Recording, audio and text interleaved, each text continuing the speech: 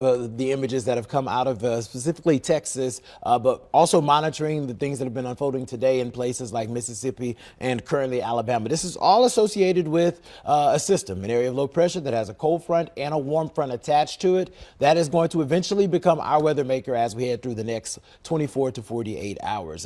Checking it out right now, you can see there are still lots of warnings right now, looking at several tornado warnings moving out of Mississippi into portions of Alabama. Also, a couple of severe thunderstorm warnings. You can see all of the lightning strikes that are associated with this, not to mention the amount of rain. Lots of moisture here. We are in that warm sector. Once again, the area in between the cold front and the warm front, and that is always where we see the most instability. That's where you always see the CAPE, the convective available potential energy, or the storm fuel, as I call it. You see those values higher. Also, we've seen some significant shear as well, which is why we have several of these thunderstorms that are rotating. Closer to home, things are pretty quiet. So you're probably wondering, why is this dude on Facebook interrupting my scrolling? And it's basically just to give you an update on what we're tracking and what you can expect as we head into the day tomorrow and also for your Thursday. Clouds building today. That's why we saw temperatures a couple of degrees cooler than we were yesterday. And that's going to be our story as we head through the overnight hours. But that system is going to get closer to us.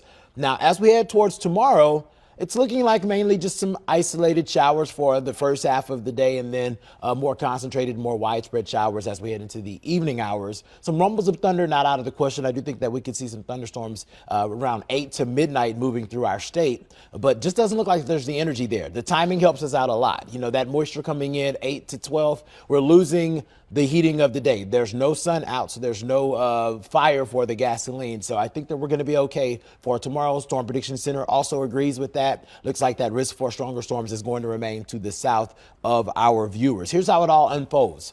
Clouds going to be a big part of the day as you head out of the house on Wednesday morning. I don't expect much moisture. You can see models picking up on a little bit of that. I don't think this is going to be much of a production. As we get closer to around 12 o'clock, that's whenever some of that moisture is going to start to build in from the west. It's still looking mainly dry, just a little gloomy out there. Some showers move through earlier on in the day. As we head into the evening, this is when we see most of that moisture move at 8 o'clock. You see the deeper reds, the yellows, that's going to indicate heavier rain. I do think that there will be an embedded thunderstorm or two here, but once again, it should remain sub-severe.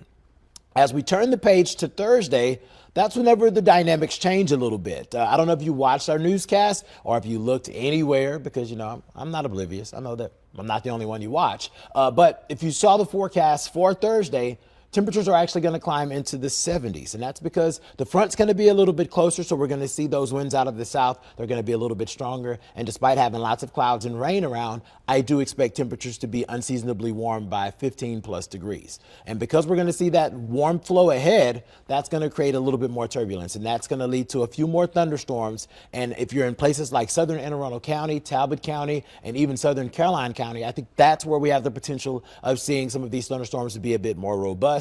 Could see some strong damaging winds up to 60 miles per hour there, as well as seeing some small hail. So heading out the door on Thursday, there's going to be a scattering of showers widely scattered across the region as we head into the afternoon.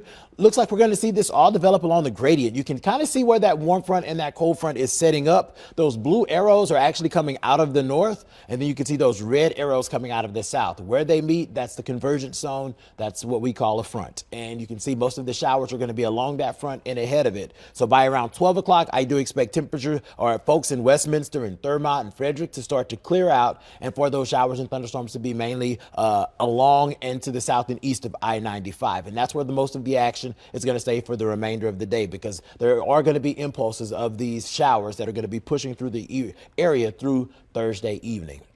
And then on the backside of that, we're going to see temperatures cool for your Friday. We're going to see temperatures struggle to get into the 60s, but I think we top out in the low to mid 60s.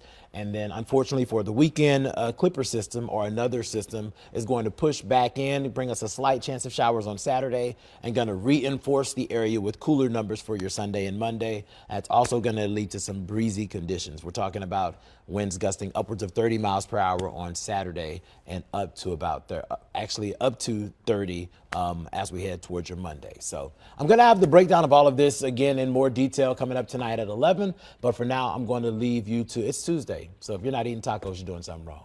Have a good night.